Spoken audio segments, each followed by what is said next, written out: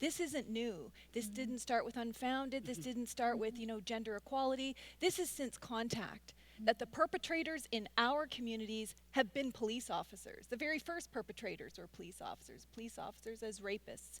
And this is why we have murdered and missing Indigenous women, because if you're a perpetrator of sexual violence against Indigenous women and girls or Black women or other racialized people, how likely is it that you're going to actually investigate others that come with those claims?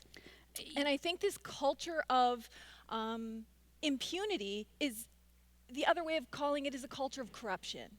It's when one of your other peers are doing something wrong and you don't report it as a police officer. It's when, because for every perpetrator, there's at least 10 that know that's happening and they don't do anything to report it, or worse, they cover it up.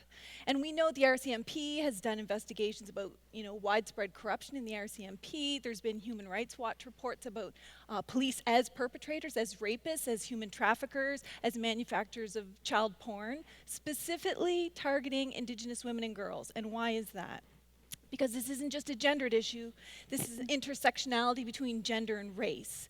And they believe as they've colonized the lands in this territory, they've also colonized our bodies, and that venomous mindset has never left the police force. And while things are improving internally, as amongst police officers, there's less discrimination in hiring, less discrimination, in promotions. That says nothing about what's happening between police officers and women on the ground, especially vulnerable Indigenous women and girls.